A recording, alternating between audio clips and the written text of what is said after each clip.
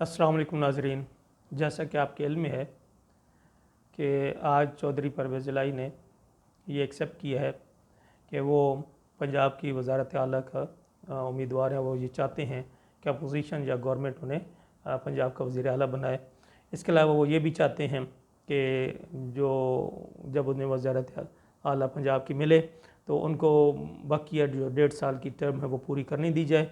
इसके अलावा वो ये भी चाहते हैं कि उनके साथ सीट एडजस्टमेंट की जाए, मीन के जिन अजला में उनकी पहले सीटें हैं या जिन तहसीलों में जिन सीटों में उनके पहले उम्मीदवार जीते हुए हैं तो वो सीटें उनको साथ एडजस्ट की जाए।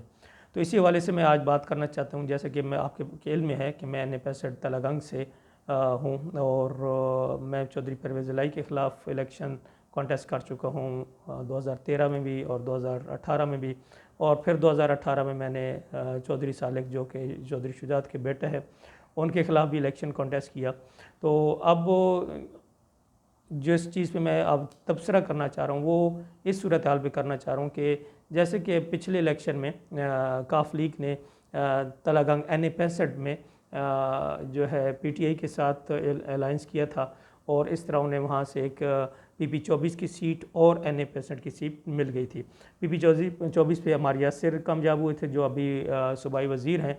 इसी तरह से NA-65 में पहले परवेज़ इलाही कामयाब हुए, फिर उन्होंने ये सीट छोड़ी और वो पंजाब असम्बली के स्पीकर बन गए क्योंकि उनके पास एक पंजाब असम्बली की भी सीट थी।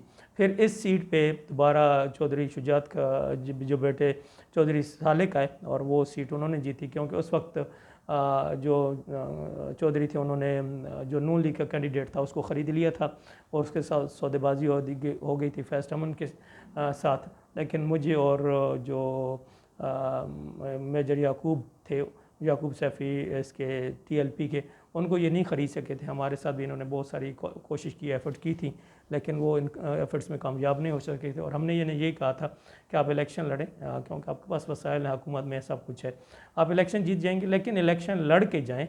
आपको ज़रा तलागंग की गलियाँ नालियाँ और पता चल जाए कि तलागंग NA-65 का हदूद अरबा क्या है। तो बहरहाल वो इलेक्शन लड़े थे। अब जो सूरत हाल आ रही है इसमें 2-3 चीज़ें मैं बातें करना चाहता हूँ कि नंबर 1, अगर जैसे कि परवेज़ इलाही साहब ने ये वादा किया हुआ है, 2013 में भी किया था और 2018 में भी कि हम तलागंग को ज़िला बनाएंगे। तो कुछ दिन पहले काफ लीग के जो वज़ीर हैं हमारे यासिर, इन्होंने ये अपनी नाकामी का इज़हार करते हुए तस्लीम किया था और कहा था कि जी तलागंग ज़िला तलागंग एक नाकाबिल मंसूबा है। और वो ये कहते थे कि इस मंसूबे की राह में PTI की जो सूबाई हुकूमत है वो रुकावट है। अब अगर सूरत हाल ये बनती है परवेज़ इलाही साहब वज़ीर आला पंजाब बन जाते हैं तो सवाल ये है कि आया परवेज़ इलाही साहब और अम्मार यासिर साहब तलागंग को ज़िला बनाएंगे या नहीं बनाएंगे। और अब भी ये ज़िला नहीं बनाते तो क्या तलागंग के लोग फिर इनको वोट देंगे कि नहीं देंगे। अब ये सवाल है। एक तरफ जो सियासी क़यादत है काफ लीग की, परवेज़ इलाही और अम्मार यासिर और साथ ही चौधरी सालिक, इनकी कमिटमेंट के क्या ये तलागंग को ज़िला बनाते हैं या नहीं बनाते। और उसके अलावा भी दूसरे मंसूबे हैं जिनमें यूनिवर्सिटी ऑफ तलागंग है, state of the art hospital है, इंडस्ट्रियल जोन है और बेलकसर टू मियाँवाली डबल रोड है। ये कुछ चीज़ें क्या ये तलागंग को देंगे या नहीं वज़ीर आला बनने के बाद। अगर ये चीज़ें दी जाती हैं तो फिर तो ऑफ कोर्स इनका राइट बनता है और लोगों को भी चाहिए कि इनको वोट दें। इवन मैं इनका पॉलिटिकल ओपोनेंट होने के बावजूद भी ये कहूँगा कि अगर ये लोग ये काम करा जाते हैं इस इलाके के लिए तो then they are in a good position to get to win next election और लोगों की नज़र में होगा कि वो अच्छे हैं, उन्होंने काम कराए हैं। दूसरी तरफ अगर ये लोग वज़ारत आला मिलने के बावजूद भी, क्योंकि अब सौदेबाजी तो ये कर रहे हैं, वो उसका ख़ुद तस्लीम किए परवेज़ इलाही ने। अभी आज ही मैं इंटरव्यू सुन रहा था मेयर बुखारी के साथ, मेरे ख्याल में था कि जी हमें जो वज़ारत आला देगा और जो हमें ये 3 कंडीशन सीट एडजस्टमेंट और टर्म पूरी करने देगा तो उनके साथ होंगे। तो जब भी उन्होंने तस्लीम कर दिया जी वज़ारत आला इनको मिल जाती है, लेट्स सपोज़, और हम ये सपोज़ करते हैं कि तहरीक अदम एतमाद कामयाब हो जाती है मरकज़ में भी और फिर तहरीक अदम एतमाद आती है पंजाब में और वो भी कामयाब हो जाती है, तो उसके बाद क्या परवेज़ इलाही साहब तलागंग को ज़िला बनाएंगे या नहीं बनाएंगे, क्या डबल रोड देंगे या नहीं देंगे, क्या यूनिवर्सिटी देंगे या नहीं देंगे, क्या अस्पताल देंगे या नहीं देंगे, क्या यहाँ पे इंडस्ट्रियल जोन लाएंगे कि ये है। अगर ले आते हैं तो जैसे मैंने पहले कहा कि वो फिर तो उनको वोट देना लोगों की मजबूरी भी होगी और ये भी होगा कि और ख़ुद ही उनकी एक बन जाएगी कि हाँ जी उन्होंने इलाके के लिए इतना काम किया। तो इनको वोट देना चाहिए। लेकिन लेट्स सपोज ये नहीं करते, ये तलागंग के साथ फिर वही खिलवाड़ करते हैं जो पहले ये करते आए हैं। ये तलागंग को ज़िला नहीं बनाते, तलागंग को इंडस्ट्रियल जोन नहीं देते, तलागंग को यूनिवर्सिटी नहीं देते, बल्कसर मियाँ वाली डबल रोड नहीं देते, इसी तरह से और कोई मेगा प्रोजेक्ट नहीं देते। तो क्या ये लोग इस काबिल होंगे या क्या इनका राइट होगा कि फिर तलागंग के लोग इनको वोट दें? तो मेरा नहीं ख्याल कि फिर तलागंग के लोगों को इनको वोट देना चाहिए। दूसरी बात, बड़ी अहम बात है, वो बात ये है कि अब लेट्स सपोज परवेज़ इलाही और इनकी जमात नून लीग के साथ ये कमिटमेंट कर लेती है, जिस तरह इन्होंने अभी मनसूबा बनाया हुआ है कि सीट एडजस्टमेंट। तो ये याद रखिए, जब सीट एडजस्टमेंट की बात आएगी तो NA-65 और PP-24 तो ऑलरेडी काफ लीग के पास है। तो इनकी यही कोशिश होगी कि इन सीटों पे फिर उन्हीं के बंदे कॉन्टेस्ट करें, मीन के वहाँ पे नून लीग का कैंडिडेट ना आए, क्योंकि सीट एडजस्टमेंट नून लीग के साथ होगी। बाकी तो PTI होगी, जमात इस्लामी होगी, TLP होगी और XYZ, वो तो सारी जमातें आएंगी। तो मेन कंटेस्टेंट इनका इस वक्त नून लीग होगा। तो इनकी यही कोशिश होगी कि इस इलाके से इसको निकाल दिया जाए। तो अब सवाल ये बनता है कि जो नून लीग की मकामी क़यादत है उनका क्या बनेगा। वो जो अभी जो हमने भी एक ट्वीट भी की और इस पर एक पोस्ट भी लगाई कि मेरे नौजवान दोस्त जो नून लीग के हैं वो त्रप्पड़ तोड़ रहे हैं। तो ये ना कि वो सिर्फ अपने त्रप्पड़ ही तोड़ते रह जाएँ और आखिर में पता चले कि इस पे तो हमारी जो मरकज़ी क़यादत है उन्होंने अवाम के साथ धोखा किया और ये सीट तो चौधरियों को दे दी है। क्योंकि मैंने पहले बात की कि देखें, नून लीग की क़यादत ने पहले तलागंग के साथ धोखा किया, तलागंग को ज़िला बनाने का वादा किया और तलागंग को ज़िंदा नहीं बनाया। और यकीन जाने नवाज़ शरीफ के पास और शहबाज शरीफ के पास ये सुनहरी मौका था। एक भाई मरकज़ में वज़ीर आज़म था, दूसरा भाई सूबे में वज़ीर आला था, तो वो क्यों नहीं तलागंग को ज़िला बना सकते थे? वो 100% बना सकते थे। लेकिन क्या हुआ कि उन्होंने तलागंग के साथ जो वादा किया था उससे वादा खिलाफ़ी की और तलागंग के लोगों के साथ जो वादा किया वहाँ पे उनको धोखा दिया और तलागंग को ज़िला नहीं बनाया। अब इसी तरह से परवेज़ इलाही ने भी बात की थी, तो अब सूरत हाल परवेज़ इलाही के साथ भी यही आने वाली कि अगर वो वज़ीर आला बन जाते हैं तो फिर वो भी देखते हैं कि वो तलागंग के साथ क्या करते हैं, आया वो अपना वादा पूरा करते हैं या वो भी तलागंग और तलागंगियों को धोखा देते हैं। तो अब सूरत हाल ये बन रही है कि मेरे नौजवान दोस्त और ख़ास तौर पे मंसूर रज़ा चमन जो पहले गए थे PTI में कि मुझे NA-65 का टिकट मिलेगा, तो वहाँ पे जो PTI की सीट एडजस्टमेंट हुई इसके साथ काफ लीग के साथ, तो उन्हें टिकट नहीं मिला, तो उन्हें फिर ज़्यादा इलेक्शन लड़ना पड़ा, जीप का निशान लिया।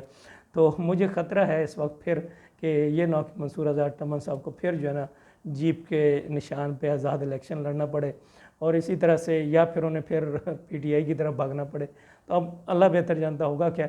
लेकिन मुझे ये नज़र आ रहा है कि NA-65 और PP-24 के जो मेरे नून लीग के दोस्त हैं, अगर ये डील, जैसे कि परवेज़ इलाही के मुंह से मैंने आज सुना कि ये डील मोंडे चढ़ती है और ये डील हो जाती है, तो आप लोग बहुत मुश्किल में होंगे। फिर आपके पास कोई रास्ता नहीं होगा, फिर आप ये नीम चौधरियों को वोट देंगे या फिर आपके पास रास्ता होगा कि नौजवान कैंडिडेट मेरी तरह के, या मैं खुद आता हूँ या और भी बहुत सारे लोग होंगे, उनको आप चुनते हैं। तो ये उस वक्त आपके सामने होगा कि आया आपको चौधरियों के पीछे चलना पड़ता है अपने पार्टी की मजबूरी की वजह से, या फिर आप 2018 के बाई इलेक्शन की तरह सियासत बचाने के चक्कर में बाइकाट करेंगे। क्योंकि उस वक्त भी मैंने आपके जो उस वक्त आपकी क़यादत थी, शहरयार वगैरह ये लोग, इन्होंने से बात की थी कि भाई आपका तो कैंडिडेट नहीं है तो मुझे आप वोट दे दें, मेरे साथ चलिए। लेकिन उस वक्त भी इन लोगों ने बाइकाट का ड्रामा किया था। बाइकाट इस वजह से किया था कि यार इस बंदे को अगर हम सपोर्ट करते हैं तो इसका वोट बैंक सामने आ जाएगा, या ये सामने आ जाए, इसका नाम सामने आ जाएगा, तो ये फ्यूचर में हमारे लिए प्रॉब्लम होगा। तो अब सूरत हाल आप लोगों के लिए फिर यही बनेगी। अब शहरयार ख़ुद जो है वो PP-24 पे पहले एक दफ़ा इलेक्शन जीता था, फिर दूसरी दफ़ा उसमें वो हार गया। तो अब वो देखते हैं कि PP-24 पे अगर नून लीग सीट एडजस्टमेंट करती है तो फिर शहरयार साहब कहाँ जाएंगे, क्योंकि NA-65 भी वो कहेंगे कि हमें ये सीट दी जाए। तो आप शहरयार साहब, उसके बाद मंसूर रज़ा चमन साहब और PP-23 में मेरे ख्याल मुश्ताक साहब थे, क्योंकि जुल्फ़िकार अब्दुल्ला तो उस वक्त आखिरी वक्त में वो PTI में शामिल हो गया था। तो अब आप लोगों के लिए बड़ी मुश्किल आ रही है कि आप क्या करेंगे। आया आप अपनी पार्टी की क़यादत की बात मानेंगे और इलेक्शन नहीं लड़ेंगे, या फिर आज़ाद लड़ेंगे। तो देखिए आपके साथ होता क्या है। ये सियासत बड़ी जो है ना, ये जालिम चीज़ है। आपकी लीडरशिप को आपके एहसास नहीं होगा, लेकिन आपने तो बड़ा उस वक्त देखें, ये अल्लाह ताला की तरफ से होती हैं चीज़ें। आप एक चाल चल रहे होते हैं और अल्लाह ताला की ज़ात के पास एक और चाल होती है। तो अगर ये सीट एडजस्टमेंट होती है तो फिर आप बड़ी मुश्किल में हैं। ख़ास तौर पे मेरे नून लीग के वो सारे दोस्त आने 65 और PP 23 PP 24 के कि आपके पास आप तो इलेक्शन ही नहीं लड़। तो उस वक्त फिर मेरा आपको मशवरा ये है कि मेरे जैसे गरीब कोई कैंडिडेट सामने आ जाता है तो उसके साथ चलिए। हम अपने इलाके के लिए काम भी करेंगे, अपने इलाके के लिवाज भी उठाएंगे और अपने इलाके की भाग दौड़ भी करेंगे। लेकिन अगर आपका कैंडिडेट आ जाता है नून लीग के साथ, काफ लीग के साथ इनका नहीं बनता, तो जो भी आपका कैंडिडेट आप उसका साथ चलिए। अगर आप समझते हैं कि वो इलाके के लिए काम कर सकते हैं तो उसको साथ चलिए। लेकिन अगर आपके पास कोई चॉइस ना हुई तो फिर नए लोगों को देखिएगा, इंशाल्लाह वो आपको धोखा भी नहीं देंगे और इलाके के लिए काम भी करेंगे, बोलेंगे भी और बिकेंगे भी नहीं। क्योंकि मैं इंशाल्लाह पहले भी बात की है कि जो 2018 का जो बाई इलेक्शन था उसमें चौधरी के साथ किस तरह हमारे साथ डील करने की कोशिश की गई, किस तरह से सौदेबाजी और किस तरह हमने उसको रिफ्यूट किया, किस तरह से हमने उसको अपोज़ किया, उसके ख़िलाफ़ मुज़ामत की, वो इंशाल्लाह मैं तफसील से बताऊंगा। क्योंकि ये भी हिस्ट्री का हिस्सा है। क्योंकि चौधरी लेन देन में, सौदेबाजी में बहुत माहिर हैं। इन्होंने उस वक्त सौदा किया कि ये सीट ना जाए, अब ये सौदा करें कि हमें वज़ारत आला मिल जाए। तो ये वज़ारत आला के लिए मतलब वहाँ पे उन्होंने दिया, यहाँ ये लेना चाहते हैं। तो इस तरह से सौदेबाजी की इनकी बड़ी एक हिस्ट्री है। तो देखिए आप लोगों के साथ क्या होता है। 3 चीज़ें डिस्कस की कि परवेज़ इलाही वज़ीर आला बन जाते हैं तो वो तलगान को क्या देते हैं, और अगर वो वज़ीर आला बन जाते हैं और फिर वो तलगान को कुछ नहीं देते तो फिर उनके साथ क्या होता है। और फिर अगर नून लीग NA 65 और PP 23 PP 24 पे काफ लीग के साथ सीट एडजस्टमेंट कर लेती है तो फिर जो NA 65 और PP 24 का जो नून लीग का जो फॉलोअर है या वोटर है तो वो क्या करेगा। तो ये 2-3 चीज़ें इनका मैं चाह रहा था कि आपके सामने रखूं, इन पे गौर कीजिएगा। इजाज़त दीजिए, अस्सलाम वालेकुम।